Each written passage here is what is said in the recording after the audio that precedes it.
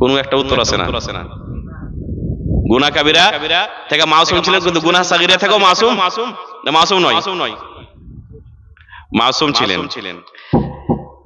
আসলে গুনাহ সাগীরার সম্পর্কে যারা আহলে সুন্নাত ওয়াল জামাতের আকীদা রাসূলুল্লাহ সাল্লাল্লাহু আলাইহি সাল্লামের সম্পর্কে, এটা হচ্ছে যে আল্লাহর রাসূলের দ্বারা গুনাহ সাগীরাতে লিপ্ত হওয়া মুমকিন, সম্ভব, কিন্তু ওর উসুল ও জওয়াবিত আছে।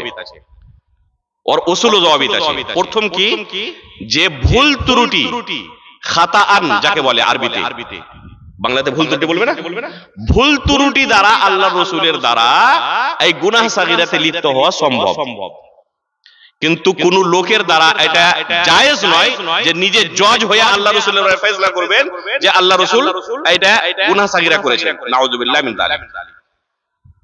কোনটা গুনাহ সাগীরার সম্পর্কে বলতে পারা যায়? যার সম্পর্কে কোরআনে কিংবা হাদিসে স্পষ্ট দলিল আছে, আর উলামায়ে উম্মাত এই সম্পর্কে নির্দিষ্ট করে বলেছেন যে হ্যাঁ, এই গুনাহ সাগীরাটা আল্লাহ রাসূলের দ্বারা হয়েছে, কিন্তু ওর উসুল ও জওয়াবিত আছে। প্রথম উসুল ও জওয়াবটা কি হচ্ছে? প্রথম কায়দা কি হচ্ছে? যে ইচ্ছাকৃতভাবে আল্লাহ রাসূল ওই গুনাহটা করেননি, আল্লাহর নাফরমানি ইচ্ছাকৃতভাবে করবেন, এটা আল্লাহ রাসূলের দ্বারা সম্ভব নয়। গুনাহ সাগীরাই হোক না কেন, কিন্তু ইচ্ছাকৃতভাবে নয়। কিভাবে হয়েছে? ভুল ত্রুটির দ্বারা হয়ে গেছে। প্রথম কথা এটা। দ্বিতীয় কথা হচ্ছে যে ওই গুনাহ সাগীরার উপরে আল্লাহ রাব্বুল আলামিন আল্লাহর রাসূলকে বাকি রাখেন না, সঙ্গে সঙ্গে ওর ইসলাহ করে দেন। তৃতীয় নম্বর জিনিস হচ্ছে যে রাসূলুল্লাহ সাল্লাল্লাহু আলাইহি ওয়াসাল্লাম তারপরে তওবাও করেন। তো এইভাবে গুনাহ সাগীরা আল্লাহ রাসূলের দ্বারা হওয়া সম্ভব। কোন জায়গাতে সম্ভব? যে জায়গাতে আমি স্পষ্ট কোরআন হাদিস থেকে দলিল পাবো, আর উলামায়ে কেরাম এই সম্পর্কে এইভাবে সালেফে, যখন আপনারা শুনছিলেন শাইখের কাছে মানহাজে সালাফ, তো এই আয়াতগুলো আর এই হাদিসগুলো থেকে সালেফে সালিহিন এইভাবে বুঝেছেন। যদি আমাদের কাছে এইভাবে দলিল থাকে তো শুধু ওই জায়গাতে বলতে পারবো। যেরকম উদাহরণস্বরূপ রাসূলুল্লাহ সাল্লাল্লাহু আলাইহি ওয়াসাল্লাম আদত ছিল যে আসরের নামাজ পড়ে বিবিদের কাছে যেতেন, দিয়া কি করতেন? ওখানে প্রথমে কার কাছে যেতেন? যায়েনব রাদিয়াল্লাহু তাআলার কাছে না? তো উনি মধু পান করাতেন আল্লাহ রাসূলকে। আয়েশা রাদিয়াল্লাহু তাআলা আনহা আর হাফসা রাদিয়াল্লাহু তাআলা আনহা সতীন ছিলেন। উনাদের মধ্যে একটু কি এসেছে? গায়রাত এসেছে যে আল্লাহ রাসূল প্রত্যেকদিন ওখানে যাচ্ছেন, দিয়ে ওখানে আগে মধু পান করছেন, তারপরে আমাদের কাছে আসছেন।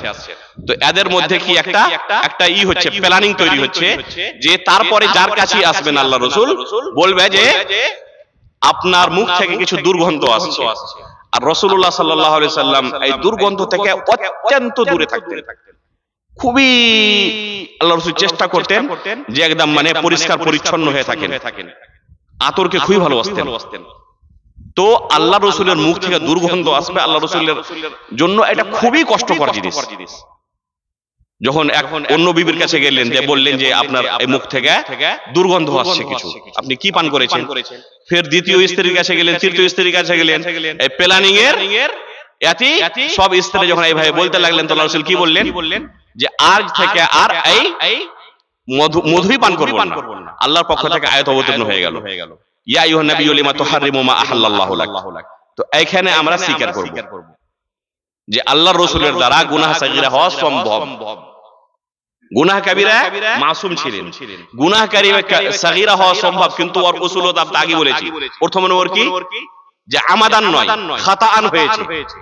তারপরে আল্লাহ রাব্বুল আলামিন ওই গুনাহের উপরে আল্লাহ রাসূলকে বাকি রাখেন না, ইসলাহ করে দেন। আর তৃতীয় নম্বর কি? তারপরে আল্লাহ রাসূল সাল্লাল্লাহু আলাইহি ওয়াসাল্লাম তওবা করেন, আর তওবা করলে মানুষের কি গুনাহ কাবীরাও মাফ হয়ে যায়। তো এখানে তো গুনাহ সাগীরার ব্যাপার আছে, তার মধ্যে ওটা আমাদান নয়, ওটা খাতাআন হয়েছে। উহুদের যুদ্ধ, বদরের যুদ্ধ, এই যুদ্ধতে প্রায় 70 জন মুশরিক কয়েদি হয়ে মুসলমানদের কাছে এসেছে। এদের সাথে কি করতে হবে? আবু বকর সিদ্দিক রাদিয়াল্লাহু তাআলা আনহু আর উমর ফারুক রাদিয়াল্লাহু তাআলা আনহুর কাছে আল্লাহ রাসূল কি চাইলেন? মাশওয়ারা চাইলেন, পরামর্শ চাইলেন। আবু বকর সিদ্দিক রাদিয়াল্লাহু তাআলা আনহু কি মাশওয়ারা দিলেন? যে এদের কাছে ফিদিয়া নিয়ে ছেড়ে দেওয়া হোক। আর উমর ফারুক রাদিয়াল্লাহু তাআলা আনহু কি মাশওয়ারা দিলেন, কি পরামর্শ দিলেন? যে প্রত্যেকটা কয়েদিকে কতল করা হোক। রাসূলুল্লাহ সাল্লাল্লাহু আলাইহি ওয়াসাল্লাম কি ইজতিহাদ করে ইখতিয়ার করলেন, চয়েস কোনটা করলেন? আবু বকর সিদ্দিক রাদিয়াল্লাহু তাআলা যেটা পরামর্শ দিয়েছিলেন যে ওদেরকে ফিদিয়া নিয়ে ছেড়ে দেওয়া হোক। আল্লাহর পক্ষ থেকে আয়াত অবতীর্ণ হয়ে গেল। এই আয়াতের দ্বারা জানতে পারলাম যে আল্লাহ রাসূলের এই ফয়সালাটা, এই ইজতিহাদটা এখানে আল্লাহ রাসূলের চুক হয়ে গেছে। তো যেখানে দলিল পাওয়া যাবে কোরআন হাদিস থেকে স্পষ্ট, আর সালাফে সালেহিন এই দলিলগুলো থেকে এইভাবে ইস্তেদলাল করেছেন, তো ওখানে শুধু আমরা স্বীকার করব যে আল্লাহর রাসূলের দ্বারা গুনাহ সাগীরা হওয়া সম্ভব, নামুমকিন নয়, অসম্ভব নয়। কিন্তু সম্ভব মানে এটা নয় যে লোক নিজের পক্ষ থেকে আপ কি করবে, জজ হয়ে গেল, দিয়ে ফয়সালা করবে না। এই যে কথা আল্লাহ রাসূল বলেছেন না, আল্লাহ রাসূলের দ্বারা এখানে ভুল হয়ে গেছে, নাউযুবিল্লাহি মিন যালিক। যতক্ষণ পর্যন্ত কোরআন হাদিসের স্পষ্ট দলিল না থাকবে, কোন লোকের দ্বারা এইভাবে নিজেকে জজ হয়ে ফয়সালা করার অনুমতি নাই। তো চারটা জিনিসে আল্লাহ রাসূলকে মাসুম মানতে হবে, এটা আল্লাহ রাসূলের প্রত্যেকটা মুসলমানের উপরে হক। চারটা জিনিস বলতে পারবেন কি? ফের আবার আল্লাহর শরীয়তকে বুঝা, আর আল্লাহর শরীয়তকে বুঝা তাবলীগ করা, এতে মাসুম ছিলেন। কুফর থেকে মাসুম ছিলেন, শিরক থেকে মাসুম ছিলেন, গুনাহে কাবীরা থেকে মাসুম ছিলেন, আর ঝুট বলা, মিথ্যা বলা থেকে মাসুম ছিলেন।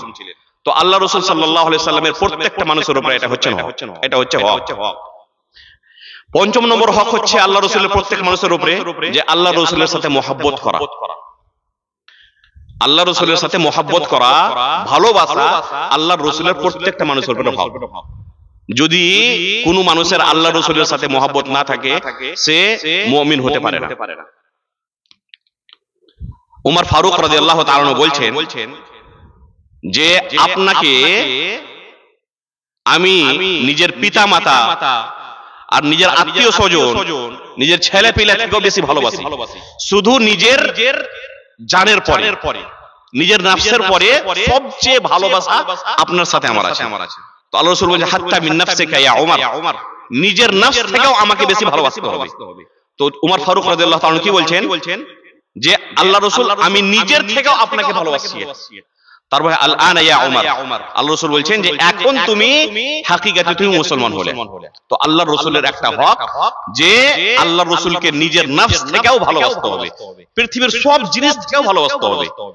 সাহাবায়ে কেরাম এইভাবে আল্লাহর রাসূলকে ভালোবাসতেন।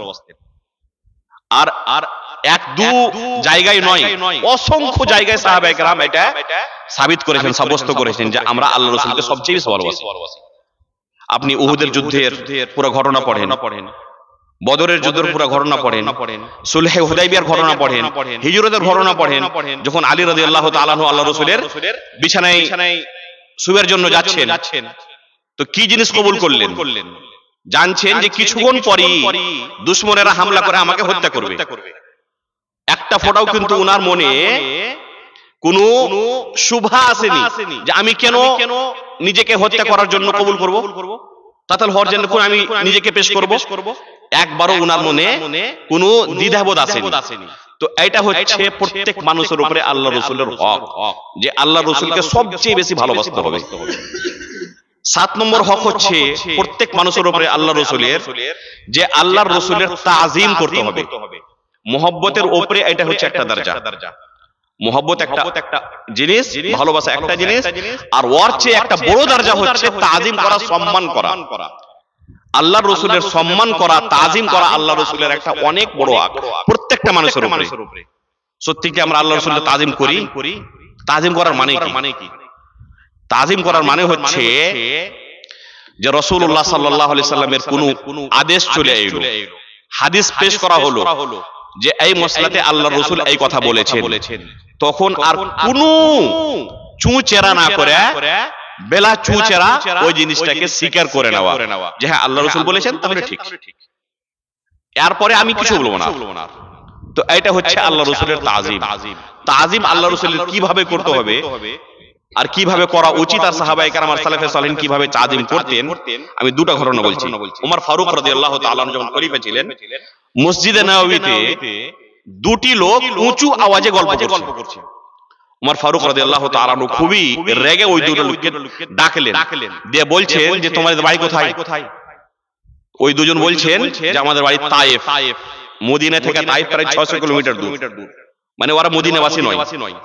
তখন ওমর ফারুক রাদিয়াল্লাহু তাআলা বলছেন যে তোমরা যদি মদিনাবাসী থাকতে তাহলে এমন ভাবে শাস্তি দিতাম তোমাদেরকে, তো তোমরা ইয়াদ রাখতে সারা জীবন। আল্লাহর রাসূলের মসজিদে এইভাবে উঁচু আওয়াজে তোমরা গল্প করছো, আল্লাহ তাআলা কোরআনে কি বলছেন, ইয়া আইয়ুহাল্লাযীনা আমানু লা তারফাউ আসওয়াতাকুম ফাওকা সাওতিন নবী।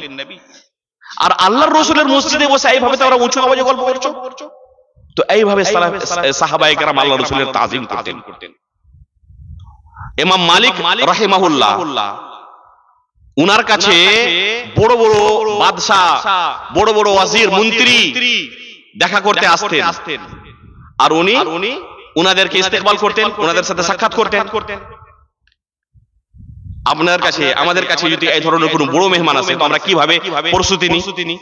স্বাভাবিক আছে যে প্রত্যেকটা মানুষ চেষ্টা করবে এই ধরনের কোনো বড় মেহমান আসলে গেলে যত সম্ভব ওর ভালো থেকে ভালো লেবাস পোশাক পরা, ওর জন্য ভালোভাবে বাড়িকে সাজা চেষ্টা করবে প্রত্যেকটা মানুষ। ইমাম মালিক রাহিমাহুল্লাহ যখন মসজিদে নববীতে ছাত্রদেরকে, আর প্রত্যেক যুগী এই দ্বীনের শিক্ষা যারা অর্জন করে ওরা ধনী থাকে না, ওরা গরিব ফকির লোক থাকে। ওই গরিব ফকির ছাত্রদেরকে যখন পড়াতে যেতেন মসজিদে নববীতে তো খুবই সাজতেন। সবচেয়ে ভালো যেটা পারফিউম, সবচেয়ে ভালো যেটা আতর, ওই আতরকে ব্যবহার করতেন। আর খুবই সাজার পরে মসজিদে নববীতে ওই ছাত্রদেরকে পড়াতে যেতেন। একদিন একটা লোক জিজ্ঞেস করছেন যে অনেক বড় বড় লোক আসছে, ওদের জন্য আপনি এইভাবে সাজেন না, কিন্তু এই ফকির ছাত্রটির জন্য এইভাবে আপনি সাজছেন, বুঝতে পারলাম না কারণটা কি। তো কি বলছেন যে ওবাজ্জিলু হাদিস রাসূলুল্লাহ সাল্লাল্লাহু আলাইহি ওয়াসাল্লাম, ওই ছাত্রদের জন্য নয়, আল্লাহর রাসূলের হাদিস এখন আমি পড়াবো, ওই জন্য আল্লাহর রাসূলের হাদিসের তাজিমের জন্য আমি এইভাবে সাজছি। তো এই হচ্ছে আল্লাহর রাসূলের তাজিম। এই তাজিমের সম্পর্কে আপনি পৃথিবীতে যদি নজর দৌড়ান তো তিন প্রকারের লোককে পাবেন। কিছু প্রকারের লোক আছে যে খুবই বেশি মোবালেগা করে এই তাজিম করতে গিয়ে, আর মোবালেগা করতে করতে করতে আল্লাহর পর্যায়ে পৌঁছে দেন রাসূলুল্লাহ সাল্লাল্লাহু আলাইহি ওয়াসাল্লাম। নাউযুবিল্লাহি মিন যালিক। আল্লাহর যেগুলো সিফাত, আল্লাহর যেগুলো হক আল্লাহর রাসূলকে দেন। আল্লাহর রাসূলের কাছে কবরে যে কাউরি বাচ্চা হয় না, কেউ কোনো কষ্টতে পড়ে আছে, ওই আল্লাহ রাসূলকে দিয়ে ডাকছে, আল্লাহকে ডাকে না। দেখেছি মসজিদে নববীতে এমন কি অনেক লোক বিহার কার্ড দিয়ে আসে আল্লাহ রাসূলকে যে আমার বিহাতে আপনি শরীক হইয়েন। আমরা নিজে পেয়েছি। তো এইভাবে আকীদা রাখা যে আল্লাহ রাসূল আলিমুল গায়ব ছিলেন, অন্তরের কথা আল্লাহ রাসূল জানেন। নাউযুবিল্লাহি মিন যালিক। অন্তরের কথা কে জানেন? একমাত্র শুধু একমাত্র আল্লাহ রাব্বুল আলামিন। ইন্নাহু আলিমু বিযাতিস সুদূর আলা ইয়ালামু মান খালাকা ওয়া হুয়াল লাতীফুল খাবীর। তো যেগুলো আল্লাহর বৈশিষ্ট্য, আল্লাহর সিফাত, ওই সিফাতগুলো, ওই বৈশিষ্ট্যগুলো আল্লাহ রাসূলকে দান করছে। এই ধরনের অনেক লোক আছে। আপনি বেরেলভী রেখে আর দেওবন্দি রেখে দেখেন যারা সুফি আছে, আল্লাহ রাব্বুল আলামিনের যেগুলো বৈশিষ্ট্য ওই সমস্ত দরজা আল্লাহ রাসূলকে তারা দেন। তো কিছু লোক কি করছে? মোবালাগা করছে আল্লাহ রাসূলের তাজিম করাতে। আর কিছু লোক এর অপোজিট, আল্লাহর রাসূলের সাথে এমন ভাবে তাওহীন করে যে আল্লাহর রাসূলের হাদিসকে শরীয়ত মানতে রাজি নয়। মুনকিরিনে হাদিস, মুনকিরিনে সুন্নাত, আল্লাহর রাসূলকে ওরা বলছেন কি যে আল্লাহ রাব্বুল আলামিন একটা শুধু হিস্ট্রিক্যাল মানুষ বানিয়ে পাঠাইছিলেন, শুধু একটা হিস্ট্রির সাথে জড়িত লোক। আল্লাহ রাসূলের কথাকে শরীয়ত মেনে মানতে হবে, ওর উপরে আমল করতে হবে না, এরকম করতে হবে না। জাভেদ আহমদ গামেদীকে আপনারা শুনেছেন? রাশিদ সাজ আলিগড় মুসলিম ইউনিভার্সিটির হাদিসের প্রফেসর, ওই ইসলামিয়াতের প্রফেসর, ছাত্রদেরকে ইসলাম শিখান আর হাদিস শিখান। আর ওর কি নজরিয়া হচ্ছে যে আল্লাহর রাসূলের হাদিস এটা দলিল নয়, এটা শরীয়তের সাথে আর কোনো সম্বন্ধ নাই। শরীয়ত শুধু একমাত্র কোরআন, হাদিসকে আমরা শরীয়ত মানতে রাজি নই। মোল্লা আবুল আলা মওদুদীর নাম শুনেছেন?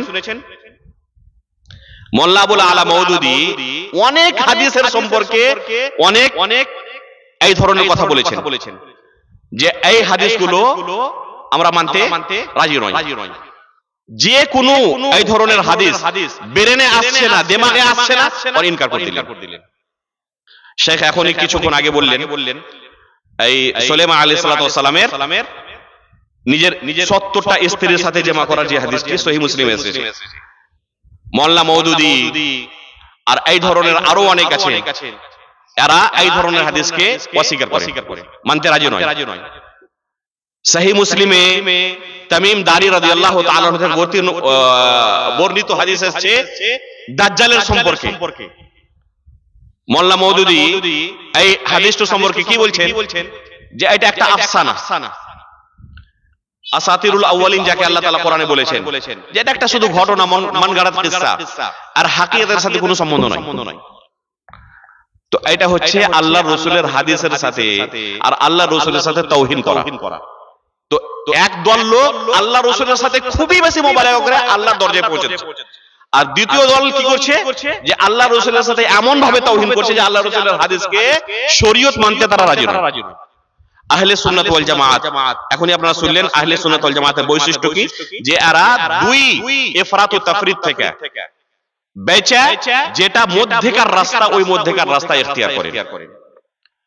তো আহলে সুন্নাত ওয়াল জামাতের আকীদা হচ্ছে যে আল্লাহর রাসূলের যে আসল দরজা, যে মর্যাদা, যে হক, ওই হকগুলো আল্লাহর রাসূলকে দিতে হবে। এটা হচ্ছে আহলে সুন্নাত ওয়াল জামাতের আকীদা।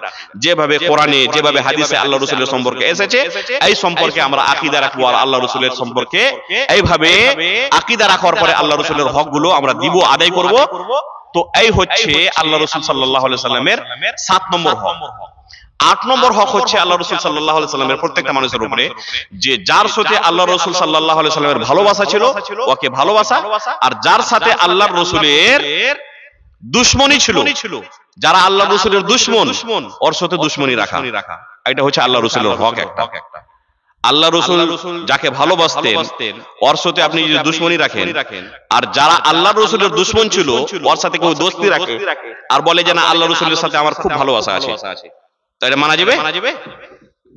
পৃথিবীতে কোন লোক যদি বলে যে আপনার সাথে আমার খুবই আন্তরিক ভালোবাসা আছে, আর আপনার যতটি দুশমন আছে না ওর সাথে খুব আর ভালোবাসা, তো আপনি মানবেন যে আমার সাথে তোমার ভালোবাসা আছে? কোন লোক কিন্তু মানতে রাজি হবে না। তো আল্লাহর রাসূলের যার সাথে ভালোবাসা ছিল ওদের সাথে ভালোবাসা রাখা ওয়াজিব।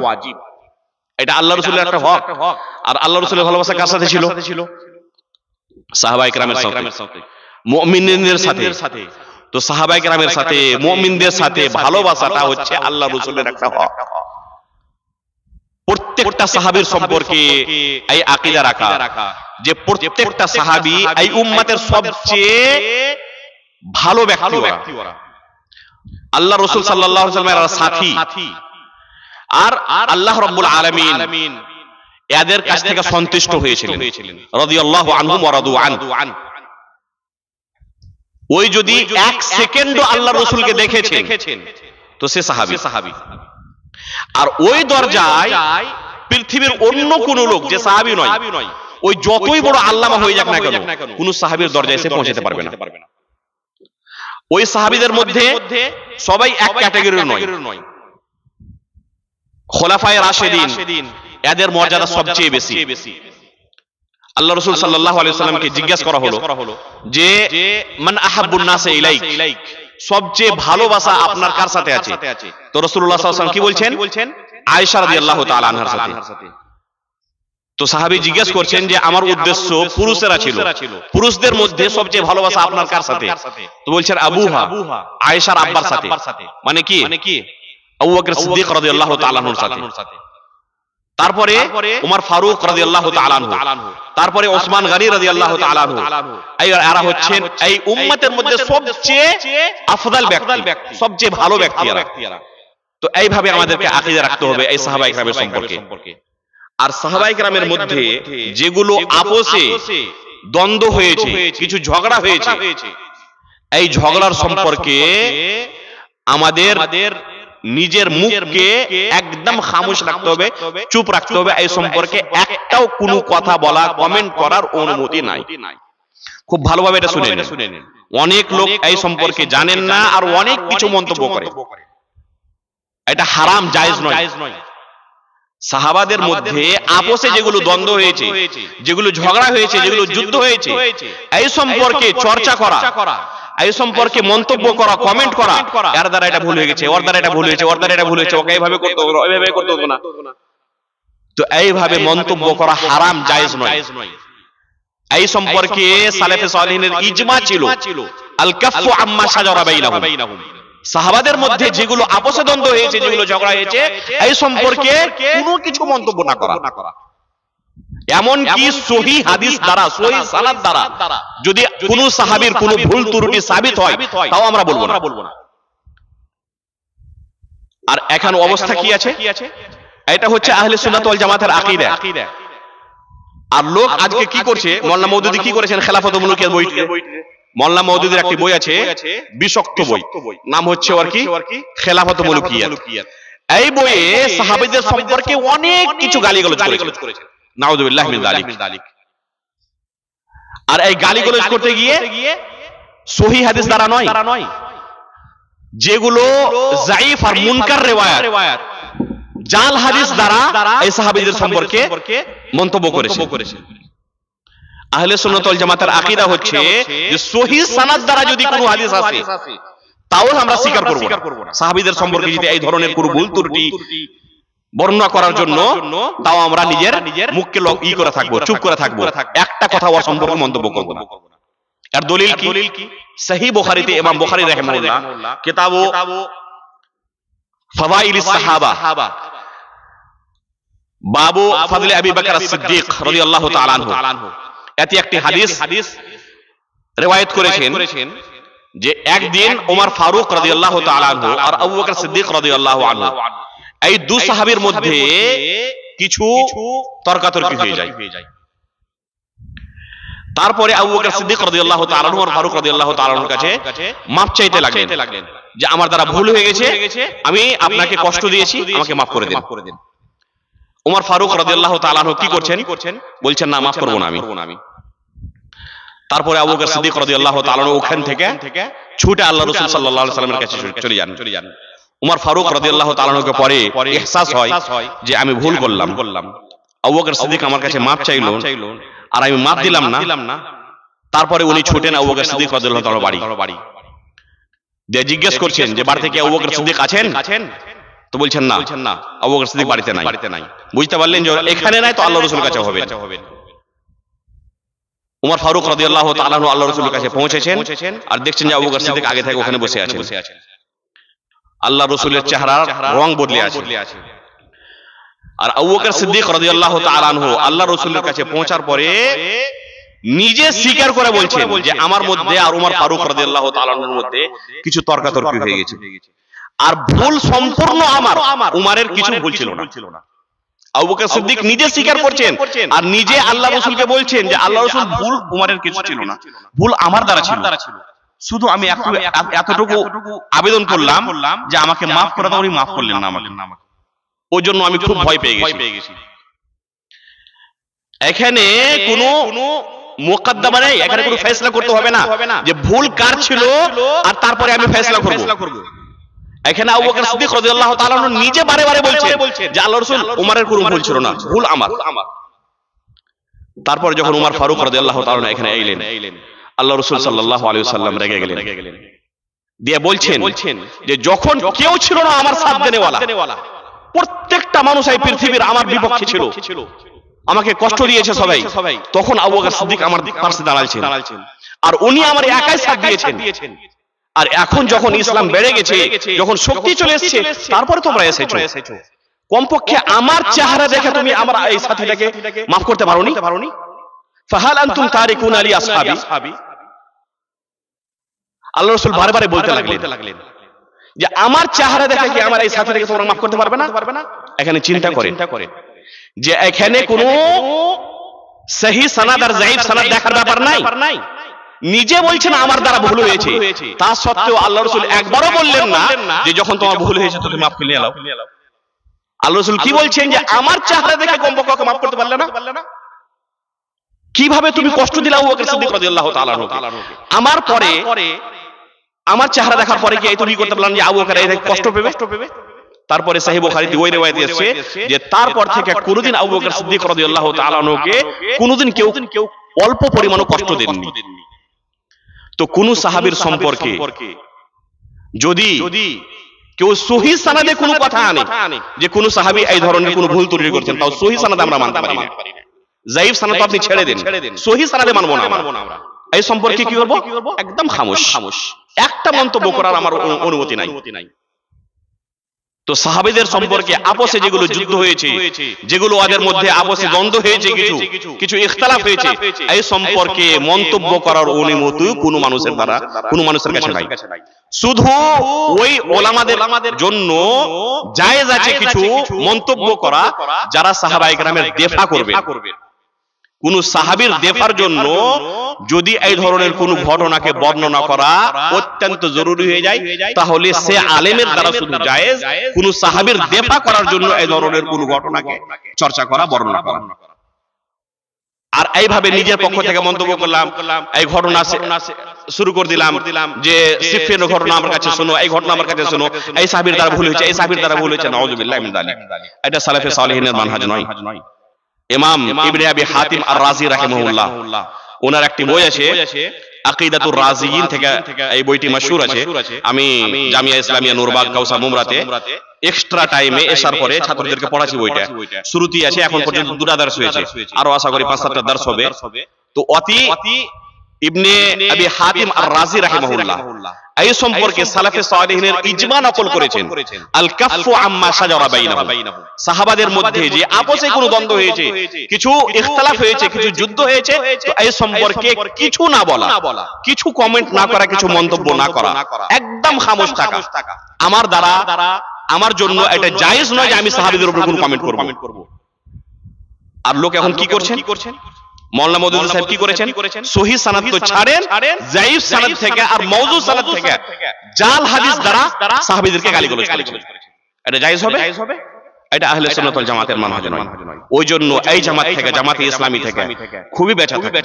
বিশক্ত জামাত, যতই আপনাকে বাহ্যিক দৃষ্টিতে ভালো লাগে যে এরা খুবই মানুষের উপকারের জন্য কাজ করছে, খিদমতে খালকের কাজ করছে, আপনার দ্বীনকে ধ্বংস করে রেখে দেবে এই জামাত। যেরকম বাঘ ভাল্লুক দেখা মানুষ পালায় না, এই ধরনের এই জামাত থেকে পালিয়ে থাকবে। আপনার দ্বীন ঈমানকে ধ্বংস করে রেখে দেবে এই জামাত। সাহাবীদের সম্পর্কে যেগুলো আপনার মানে বেসিক জিনিস, যে জিনিসগুলো না থাকলে একটা মানুষ মুসলমান থাকতে পারে না, এই জিনিসগুলোতে এই জামাত হামলা করে। ইমাম আবু যুরা আর-রাজি রাহিমাহুল্লাহ বলছেন যে কোন লোককে যদি তুমি দেখো যে কোন সাহাবীর সম্পর্কে কিছু মন্তব্য করছে আর কিছু এইভাবে শব্দ ব্যবহার করছে যাতে কোন সাহাবীর তাওহীন হবে, তো জেনে নাও যে সে মুসলমান নয়, সে জিন্দিক আছে। একটা মুসলমানের দ্বারা সম্ভব নয় যে কোন সাহাবীর সম্পর্কে এই ধরনের কোন ভুল ত্রুটি, এই ধরনের কোন কথা বলবে যাতে ওই সাহাবীর ইজ্জতের সম্পর্কে কিছু হামলা হবে, ওর কোন তাওহীন হবে। তো এটা কোন মানুষের জন্য জায়েজ নয়। আবু যুরা আর-রাজি রাহিমাহুল্লাহ বলছেন যে সে মুসলমান নয়, সে জিন্দিক। আর এই ধরনের কথা অনেক সালাফে সালেহিন বলেছেন সাহাবায়ে কেরাম সম্পর্কে। তো সাহাবাদের মধ্যে যে আপসে দ্বন্দ্ব হয়েছে, কিছু ঝগড়া হয়েছে, ভুল ত্রুটি হইতে পারে মানুষের দ্বারা, ওরা ছিলেন মানুষ, ছিলেন ফেরেশতা ছিলেন না, কিন্তু এই ভুল ত্রুটিগুলোকে চর্চা করা, মজলিসে এভাবে হাসি ঠাট্টা করা আর ওনাদের সম্পর্কে মন্তব্য করা জায়েজ নয়। শাইখুল ইসলাম ইবনে তাইমিয়া রাহিমাহুল্লাহ আল আকিদাতুল ওয়াসিতিয়া নামে ওনার একটি বই আছে, খুবই গুরুত্বপূর্ণ বই। এই বইয়ের শেষে সাহাবাদের সম্পর্কে আমাদেরকে কি আকীদা রাখতে হবে এই কথা বলতে গিয়ে বলছেন যে সাহাবাদের মধ্যে আপসে যেগুলো যুদ্ধ হয়েছে, কিছু দ্বন্দ্ব হয়েছে, এই সম্পর্কে আমাদেরকে একদম খামোশ থাকতে হবে। আর তারপরে আকীদা রাখতে হবে যে এই ভুল ত্রুটিগুলো কোন সাহাবীর দ্বারা যদি হয় তো দুই প্রকারের হতে পারে। একটি হচ্ছে যে আমাদান কোনো ভুল করা, আর একটি হচ্ছে ইজতিহাদান কোনো ভুল করা। আমাদান ভুল করা মানে যেরকম কোন লোক চুরি করলো, জিনা করলো, তো এটা আমাদান, ইচ্ছাকৃতভাবে একটা কোনো গুনার কাজ করা। আর ইজতিহাদি কোনো ভুল হলো যে একটা, যেরকম আমি কিছুক্ষণ আগে বললাম না যে উহুদের যারা বদরের যুদ্ধে যারা ছিল, কায়দি ছিল, ওদের সাথে কি ব্যবহার করতে হবে, তো একটা ইজতিহাদ করলেন যে এটা করা উচিত। তো এইভাবে যেগুলো যুদ্ধ হয়েছে এগুলা ইজতিহাদ, যে এটা করা উচিত ভাবছেন উনি, তারপরে ওই পদক্ষেপ নিলেন, একে ইজতিহাদ বলা হয়। যদি ওটা ভুল হয়ে যায় তো এই সম্পর্কে আল্লাহ রাসূলের হাদিস আছে যে কোন মানুষ যদি ইজতিহাদ করে আর ইজতিহাদ করতে যে ভুল হয়ে যায় তাহলে সে এক নেকি পাবে, আর যদি সঠিক হয় তো দুই নেকি পাবে। তো কোন সাহাবীর দ্বারা যদি ইজতিহাদে ভুল হয়ে থাকে তাও সে নেকি পাবে, গুনাহ হবে না তার।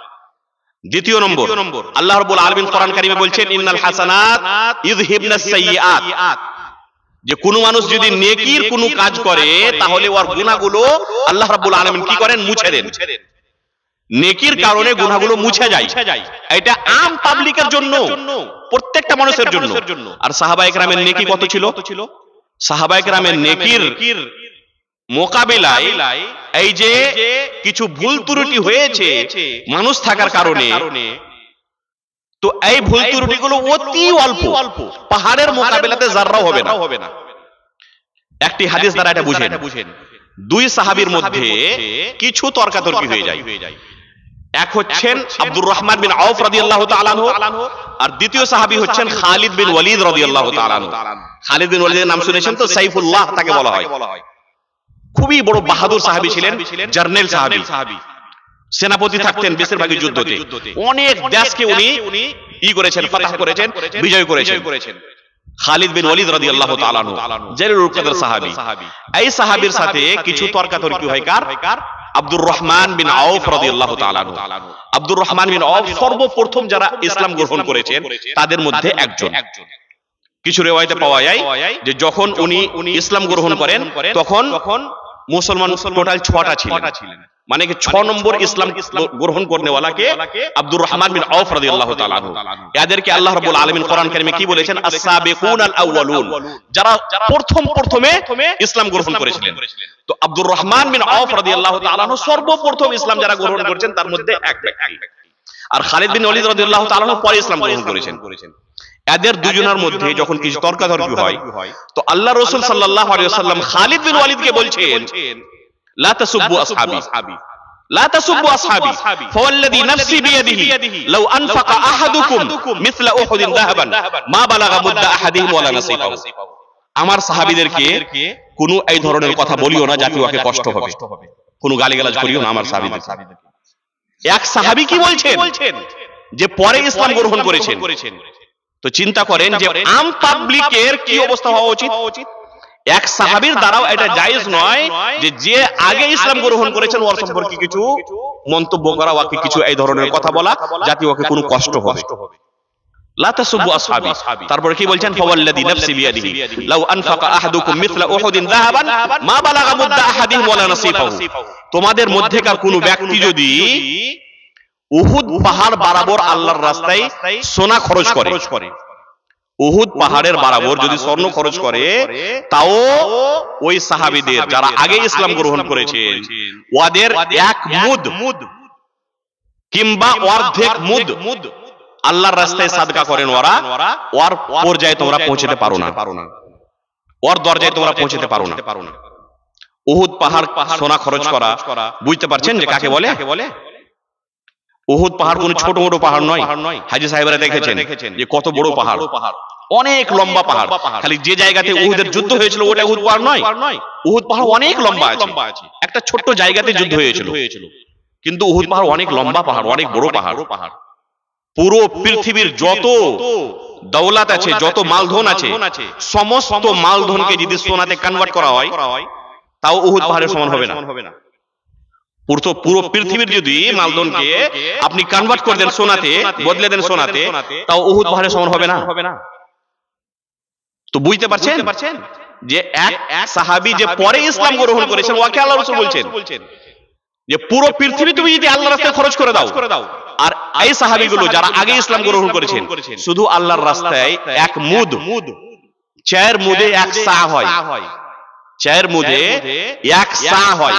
আমরা সাদকাতুল ফিতর বের করি প্রত্যেকটা মানুষের পক্ষ থেকে কি 1 সা, তো 4 মুদে 1 সা হবে। আল্লাহ রাসূল বলছেন এক মুদ যদি এরা খরচ করে আর ওর মোকাবিলায় তোমরা পুরো পৃথিবীকে খরচ করে দাও, তাও ওর দরজায় পৌঁছতে পারবে না। তো সাহাবায়ে কেরাম কোন যদি নেক আমল করতেন তো আল্লাহর কাছে ওই নেক আমলের দরজা হচ্ছেন এই ধরনের। তো উনাদের এই নেকির মোকাবিলায় যেগুলো কোনো ভুল ত্রুটি হয়েছে ওগুলা জাররা, পাহাড়ের মোকাবিলাতে জাররাও লয়। আর আল্লাহ তাআলা কি বলছেন, ইন্নাল হাসানাত ইউযহিবনা সাইয়্যাত। কোন আম পাবলিকও যদি গুনাহ করার পরে নেকি করে তো ওই নেকিটা ওর গুনাহকে মুছে দেয়। মুআদ বিন জাবাল রাদিয়াল্লাহু তাআলা আনহু আল্লাহ রাসূল সাল্লাল্লাহু আলাইহি ওয়াসাল্লাম ওয়াসিয়ত করতে গিয়ে বলছেন, ইত্তাকিল্লাহ হাইথুমা কুনত ওয়া আতবি'is সাইয়্যাতাল হাসানাতা তামহুহা। যেখানে থাকবে আল্লাহর ভয় তো করিও, তাকওয়া ইখতিয়ার করিও। তারপরে কোন যদি ভুল হয়ে যায়, গুনাহ হয়ে যায়, তারপরে সঙ্গে সঙ্গে তুমি নেকির কাজ করিও। কেনে তামহুহা, এই নেকিটা গুনাহকে মুছে দিবে। তো এক আম পাবলিকের দ্বারা যদি কোনো ভুল ত্রুটি হয় তারপরে নেকি করে আর নেকি গুনাহকে মুছে দেয়, তো সাহাবায়ে কেরাম যে এত ইসলামের খিদমত করেছেন, যাদের দ্বারা আমরা ইসলামকে পেয়েছি, ওদের এই ভুল ত্রুটির কারণে কোনো কষ্ট হবে? তারপরে বলছেন শাইখুল ইসলাম ইবনে তাইমিয়া রাহিমাহুল্লাহ যে তারপরেও তওবার দরজা খুলে আছে। এক আম পাবলিকও যদি একদম সারা জীবন গুনাহ করতে থাকে আর তারপরে সে তওবা করে এই গুনাহ থেকে, তো আত-তাইবু মিনাল যামবি কামান লা যামবা লাহু। গুনাহ থেকে তওবা করার পরে মানুষ এমন হয়ে যায় যেন সে কোনোদিন গুনাহই না করেনি। যেরকম একটা শিশু জন্মগ্রহণ করে দুনিয়াতে, নিষ্পাপ হয়ে দুনিয়াতে আসে, ওই ধরনেরই একটা লোক তওবা করার পরে হয়ে যায় জেনে সে কোনোদিন গুনাহই করেনি। আর সাহাবায়ে কেরাম আল্লাহ রাসূলকে দেখতে যে একক মজলিসে একবার দুইবার নয় 70 বার করে ইস্তেগফার করতেন, 100 বার করে ইস্তেগফার করতেন। আর আল্লাহ রাসূলকে যেভাবে দেখতেন সাহাবায়ে কেরাম ওইভাবে নিজে আমল করতেন। তো ওই সাহাবায়ে কেরাম এই ইস্তেগফার করা, তওবা করা একবার দুবার নয়, প্রত্যেক দিন শতবার এইভাবে ইস্তেগফার করতেন। আর ওই সাহাবীদের সম্পর্কে, যার সম্পর্কে আল্লাহ তাআলা নিজে এলান করেছেন রাদিয়াল্লাহু আনহু ওয়া রাদু আনহু, এখন তাদের অনেক লোক কি করছে, ওই সাহাবীদের সম্পর্কে মন্তব্য করছে আর এই ধরনের কথা বলছেন যাতে ওদের তাওহীন হয়, ওরা কষ্ট পান। এটাকে হালাল নয়, এটা খুবই মারাত্মক কথা। এতে মানুষের ঈমান আর আখিরাত ধ্বংস হয়ে যেতে পারে। ওই জন্য এই ধরনের গুনাহ থেকে মানুষকে বেঁচে থাকা উচিত। তো এই হচ্ছে আল্লাহ রাসূল সাল্লাল্লাহু আলাইহি ওয়াসাল্লামের 8টি হক। যদি এই ধরনের আল্লাহ রাসূলের হককে আমরা আদায় করি এই জীবনে, যে হকগুলো বলা হলো, তাহলে যখন এই জীবনকে আমি ছেড়ে যাব, এই দুনিয়াকে ছেড়ে যাব, কবরে আমাকে জিজ্ঞাসা করা হবে তোমার নবীকে। তো এই হকগুলো যদি জানি আর উপরে আমল করি, এই হকগুলো আদায় করি, তো ইনশাআল্লাহ খুব সহজে ফেরেশতার প্রশ্নের উত্তর দিতে পারবো। আর এই সম্পর্কে আমি অবহেলার জীবন পার করে দিলাম, জানলাম না কোনোদিন, আমল করার চেষ্টা করিনি, তাহলে কবরে গিয়ে যখন জিজ্ঞাসা করা হবে তোমার নবীকে, তো অত সহজ হবে না এই প্রশ্নের উত্তর দেওয়া। ওই জন্য এই ধরনের মশলাগুলোকে জানা প্রত্যেকটা মানুষকে দরকার, শুধু আলেম ওলামাকে নাই। আমি শুরুতেই বলেছি যে এই ধরনের মশলাগুলো এরকম মশলা যে প্রত্যেকটা মানুষকে এই সম্পর্কে জ্ঞান অর্জন করা উচিত, আর খুব বেশি করে চর্চা করা উচিত, আলোচনা করা উচিত। প্রত্যেক মাসে 2 মাসে এই ধরনের মশলাগুলো বলা উচিত পাবলিককে। তো এই মশলাগুলো প্রত্যেকটা লোকের দরকার। আল্লাহ রাব্বুল আলামিনের কাছে দোয়া করি। আপনি চলে এসেছেন, আমার কথা হলো বাপ বানিয়ে দিয়েছে, কেউ সুদ্ধা বিয়া পড়িয়ে দিয়েছে, বাপ রাজি হয় না সুদ্ধা, কি মশলাটা হবে একটু খালি বলে দাও। একটাই প্রশ্ন অনেক আসবে, আপনি এখানে চলে এসেছেন। সুবহানাকাল্লাহুম্মা ওয়া বিহামদিকা আশহাদু আল্লা ইলাহা ইল্লা আনতা আস্তাগফিরুকা ওয়া আতুবু ইলাইক।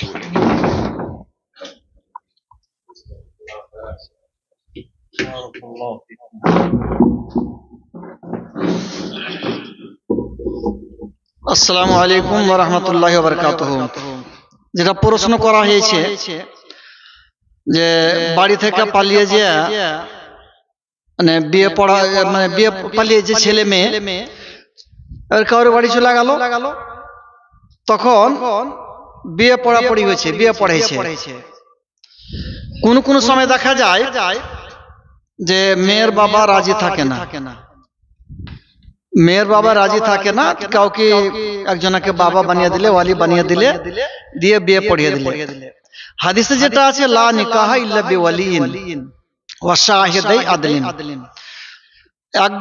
একজন ওয়ালি আর 2 জন সাক্ষী না হলে বিয়ে হবে না। আর বাবা যতক্ষণ জীবিত আছে ততক্ষণ পর্যন্ত বাবা ছাড়া কেউ ওয়ালি হতে পাবে না।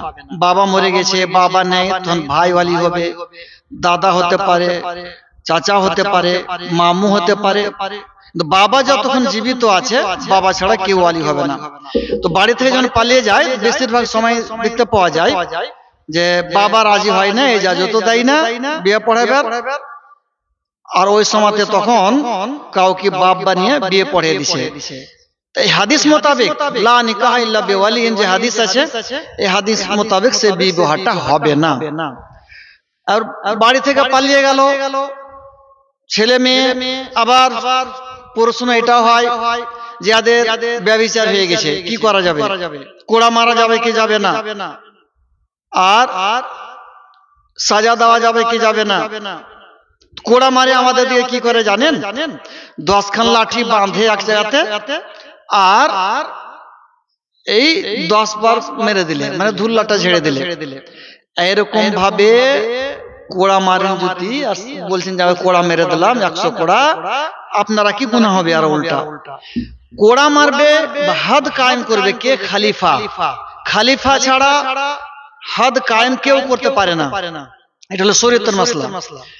এখন খলিফা নেই আমাদের এখানে, আমরা হাত কায়েম করতে পারলাম না, ওদেরকে বলতে হবে তোমরা তওবা করো, আল্লাহর কাছে ক্ষমা চাও। আর এই ধরনের ধুল্লা ছেড়া আর গুনাহ লিবেন না। বলছে মাওলানারা এখন ফতোয়া দিতে লাগলো যে কোড়াও মারা চলবে না, এমনি বিয়ে দিয়ে দে, মজা হচ্ছে। তো কোড়া মারবে কে? নেই তো কোড়া মারনে ওয়ালা, খলিফা নেই। এই জন্য ওরাকে বলতে হবে তোমরা আপনার দেখে লাও, আল্লাহর কাছে তওবা করো, আমরা এগুলা তোমরা কোড়া মেরা গুনাহ নিতে পারবো না।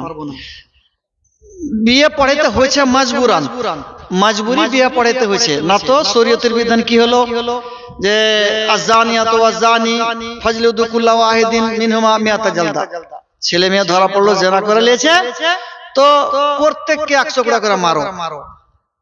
এটা কোরআনের হাদিস, কোরআনের আদেশ। আর হাদিসে কি আছে? 1 বছরের জালাওয়াতান, ছেলেকে এক জায়গাতে পাঠিয়ে দিতে হবে, মেয়েকে এক জায়গায়, যেন সাক্ষাৎ না হয়। বিয়ে দেওয়ার কোনো বিধানই নেই। এই জন্য আমি জিজ্ঞাসা করি যে আপনারা বিধান কিসের চাইছেন, দেশের বিধান না শরীয়তের বিধান? শরীয়তের বিধান হলে তো বিয়ে দেওয়া চলবে না, দেশ প্রথা হিসেবে বিয়েটা হবে কোন রকম, কিন্তু মেয়ের বাবা ইজাজত দিলে বা রাজি থাকলে হবে, বিনা ওয়ালিতে বিয়ে হয় না। আর একটা প্রশ্ন দিয়েছে, ওয়াজ তাকरीर करने से पहले सामीन को सलाम करना, खुतबातुल हाजा से पहले बिस्मिल्लाह पढ़ना कैसा है? ওয়াজ তাকरीर करने से सामीन को सलाम करना, রাসূলুল্লাহ সাল্লাল্লাহু আলাইহি ওয়াসাল্লাম যখন জুমার দিন খুতবা দিতে বসতেন, মেম্বারে চাপতেন তো সালাম দিতেন, হাদিস আছে। তো এটা একটা ওয়াজ, তো হিসাবেই তো ওয়াজের আগে সালাম দিতে পারে। আর খুতবায় হাজার আগে বিসমিল্লাহ, এটা দলিল দেখতে পাওয়া যায় না। খুতবা হাজার আগে বিসমিল্লাহ কোনটি লেখা আছে আমার জানা নেই, এটা নেই। তারপর হলো कि अल्लाह ताला ने रसूलुल्लाह सल्लल्लाहु अलैहि वसल्लम से शबे मेराज में वही के जरिए गुफ्तगू किया है या बगैर वही के? তো রাসূলুল্লাহ সাল্লাল্লাহু আলাইহি ওয়াসাল্লামের সাথে যেটা আলোচনা হয়েছে আল্লাহ তাআলার পর্দার আড়াল থেকে, কিন্তু সহিহ মুসলিমের হাদিস আছে নূরুন আন্না আরাহু, আল্লাহ তাআলা তো নূরের পর্দা দিয়ে ঘেরা আছে, কোথা থেকে আমি আল্লাহকে দেখব? তো পর্দার আড়াল থেকে ওহির দ্বারাতে বলা যাবে, চাই ডাইরেক্ট কথা হয়েছিল না, ওহির দ্বারাতে হয়েছিল। এটা ফারুক আব্দুল্লাহ মেরাজে যে আল্লাহ তাআলার সাথে যে কথা হয়েছিল রাসূলুল্লাহ সাল্লাল্লাহু আলাইহি ওয়াসাল্লাম ডাইরেক্ট, মানে পর্দার আড়াল থেকে, ডাইরেক্টই বলা যাবে, এটা ওহি বলা যাবে না। তো ডাইরেক্টই হলো পর্দার আড়াল থেকে কথা হয়েছে, এটা হলো খোলাসা। হ্যাঁ, কোনো তরজমান ছিল না। তো মানে পর্দার আড়ালে আল্লাহ তাআলা রাসূলুল্লাহ সাল্লাল্লাহু আলাইহি ওয়াসাল্লাম এইদিকে আর কথা হয়েছে। ঠিক আছে, হয়ে গেল। তো শেষ কথা মাদানী সাহেব শেষ করুন। হ্যাঁ হ্যাঁ,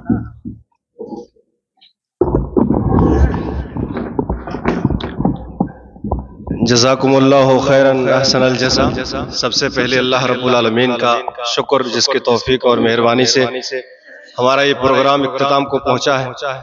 बादहू हम शुक्रगुजार हैं जुमला मुकर्रिरीन का, बिलखुसूस शेख अबू ताहिर सलफी और डॉक्टर फारूक अब्दुल्ला हफिज़हुमुल्लाह का, जिन्होंने बड़ी कीमती बातें हमारे बीच रखी हैं। थोड़ा सा बैठ जाइए, थोड़ा सा बैठे आप लोग।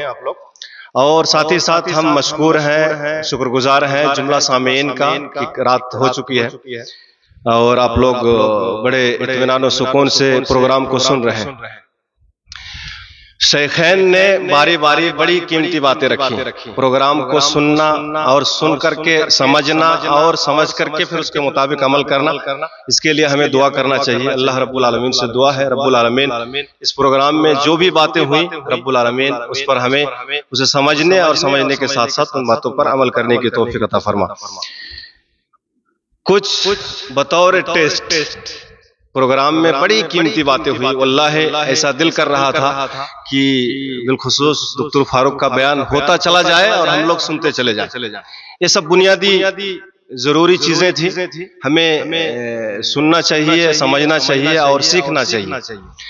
तो मजलिस से कोई भी जवाब दे सकते हैं आप लोग, जो जवाब देना चाहें वो हाथ खड़ा करेंगे। दुख्तूर साहब ने रसूलुल्लाह सल्लल्लाहु अलैहि वसल्लम से मुताल्लिक फरमाया कि आपने अल्लाह रब्बुल आलमीन को देखा है, अल्लाह रब्बुल आलमीन को आपने देखा है, तो आंख से देखा है या किस तरह से देखा है? किस तरह से? यानी जाहिरी आंख से नहीं, दिल से देखा है। समझ रहे? ये अकीदे का मसला है। जिंदा रहते हुए कोई इंसान अल्लाह रब्बुल आलमीन को नहीं देख सकता। लन तरानी, जैसे मूसा अलैहिस्सलाम ने फरियाद की थी तो अल्लाह रब्बुल आलमीन ने फरमाया था कि लन तरानी, तो हरगिज नहीं देख सकता। इसी तरीके से एक आयत की तफसीर में लिल्लदीना अहसनुल हुस्ना व ज़ियादा, इसकी तफसीर में हुस्ना की एक तफसीर आपने जिक्र की सहाबा इकराम से, रसूल से, और ज्यादा की एक तफसीर आपने बतलाई। तो हुस्ना से क्या मुराद है? जन्नत। और ज्यादा से क्या मुराद है? दीदार इलाही, यानी अल्लाह रब्बुल आलमीन का दीदार। अल्लाह के रसूल सल्लल्लाहु अलैहि वसल्लम के कुछ हुकूक आपने बितरतीब जिक्र किया है, तकरीबन 8 के करीब। कोई है आप में से वो हुकूक 8 गिना सकते हैं? 8 हुकूक तरतीब। 4 तालिब इल्म सब। जी। नंबर 1 बंदा माना जाए, यानी मोहम्मद सल्लल्लाहु अलैहि वसल्लम अल्लाह के बंदे थे। तैयब। एक रसूल माना जाए, यानी आप रसूलुल्लाह, आप सच्चे रसूल थे, आप अल्लाह के बंदे थे। 2 हुकूक हो गए। तीसरा तबलीग और रिसाला, यानी आपने रिसालत को पूरा उम्मत तक पहुंचा दिया। 3 हो गए। चौथा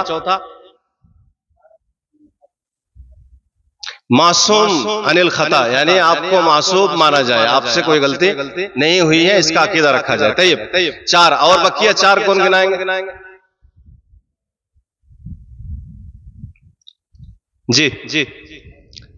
जी और 2 बताइए।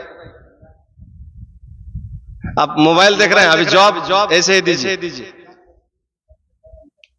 अल्लाह के रसूल से सबसे ज्यादा मोहब्बत की जाए, हत्ता कि अपने नफ्स से भी ज्यादा, बीवी बच्चे से भी ज्यादा, मालो दौलत से भी ज्यादा। यानी इंसान अगर तभी मोहब्बत भी अल्लाह के रसूल से, किसी से, अल्लाह के रसूल से ज्यादा किसी से नहीं कर सकता। यानी हज़रत उमर रज़ियल्लाहु ताला अन्हु ने कहा कि सारी चीजों से आप महबूब हैं, लेकिन मेरे नफ्स से नहीं। तो अल्लाह के रसूल ने फरमाया कि उमर, तुम्हारा ईमान अभी भी मुकम्मल नहीं है। तो ये अल्लाह के रसूल से सबसे ज्यादा मोहब्बत की जाए। छठा ताजीम की जाए, अल्लाह के रसूल से, अल्लाह के रसूल सल्लल्लाहु अलैहि वसल्लम की सबसे ज्यादा ताजीम की जाए। तैयब। 7वां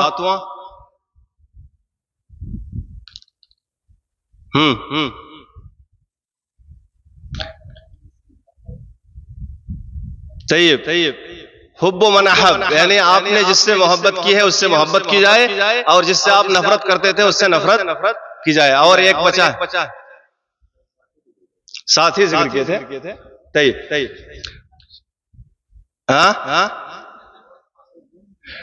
नहीं, वो तो तैयब, वो जिम्नी बातें। तैयब। मासूम अनिल खता, मासूम से मुताल्लिक आपने जो है पॉइंट से आपने किन किन चीजों से मासूम माना जाए, इसमें 3 बुनियादी चीजें जिक्र की थी आपने। अल्लाह के रसूल की इताअत करना।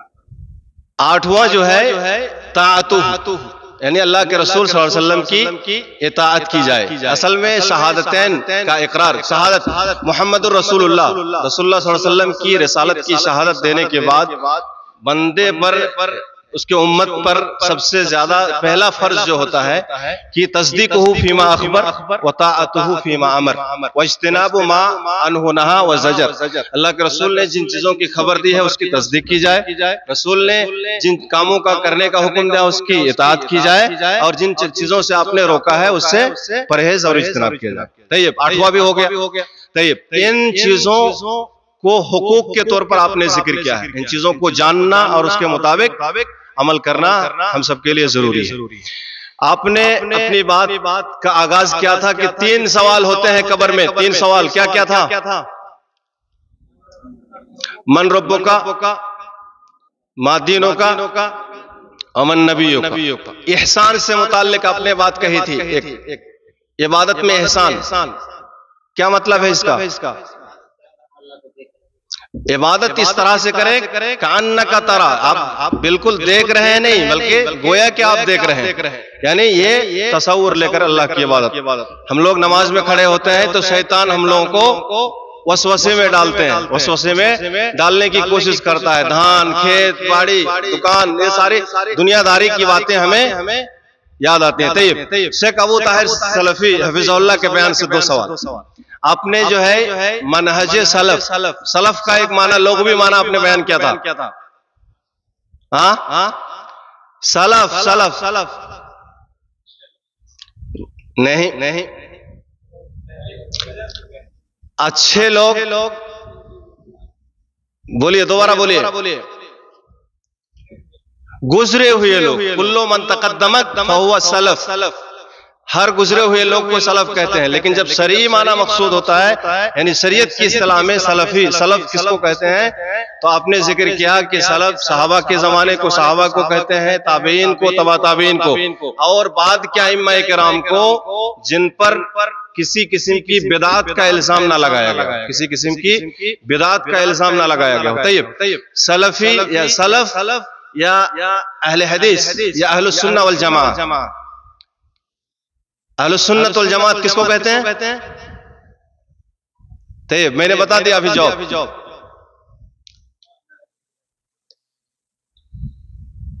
सहाबा किराम, ताबीन, तबा ताबीन और बाद के अइम्मा किराम जो उनके नक्शे कदम पर चलते रहे। मनहजे सलफ यानी सहाबा किराम जिस तरह से कुरान और हदीस को समझे, जिस तरह से अमल किए, उस तरीके पर चलना, उसके मुताबिक नस्से शरीय को समझना, यह मनहज सलफ। तैयब, अहलुस सुन्नह वल जमाअत के कई नाम आपने जिक्र किया, 4-5 नाम जिक्र किया है।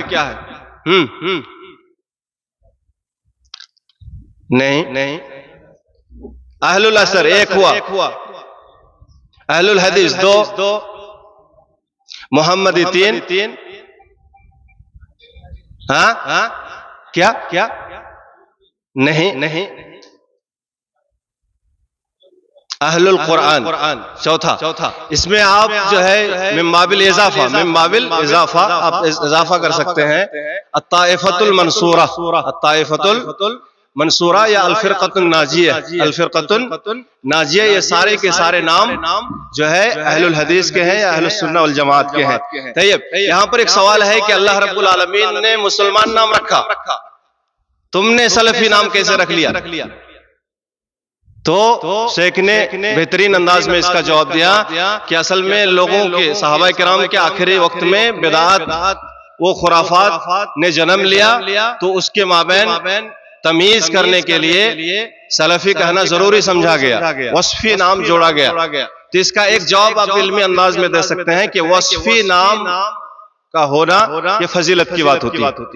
जाती नाम में ताअद्दुद जायज नहीं है, लेकिन वस्फी नाम एक से जायद हो सकता है। अल्लाह रब्बुल आलमीन का कि वस्फी नाम बेशुमार नाम है, तो ये अल्लाह रब्बुल आलमीन की कमालियत की दलील है। इसी तरीके से अल्लाह के रसूल के भी वस्फी नाम बहुत ज्यादा है। अल्लाह के रसूल सल्लल्लाहु अलैहि वसल्लम ने हदीस में फरमाया कि अना मोहम्मद व अना अहमद व अनल माही व अनल हाशिर व अनल आकिब। तो आप तो नाम मोहम्मद आपका नाम था ना, लेकिन ये सारे नाम, क्या आप आकिब थे, आप हाशिर थे, आप माहे थे, ये सारे के सारे आपके वस्फी नाम थे।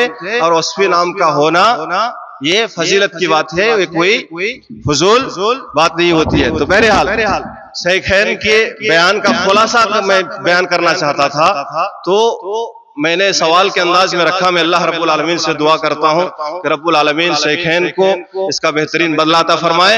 और हम सभी ने इस प्रोग्राम से बहुत कुछ सीखा है। अल्लाह रब्बुल आलमीन सीखते हुए हमें इन बातों पर अमल करने की तौफीक अता फरमाए। मैं आखिर में दुआ करूंगा इस मजलिस को सजाने के लिए चांदपुर के मकामी जमीयत के जो जिम्मेदारान हैं, उन्होंने बड़ी मेहनत की है। अल्लाह रब्बुल आलमीन से दुआ है कि जुमला अराकीन जमीयत को अल्लाह ताला इसका बेहतरीन बदला अता फरमाए। आमीन। सुब्हानकल्लाहुम्मा व बिहम्दिक, अशहदु अल्ला इलाहा इल्ला अंत, अस्तगफिरुका व अतूबु इलैक। अस्सलामु अलैकुम व रहमतुल्लाहि व बरकातुहू। আজানের পরে সব নামাজ পড়ে যাবে।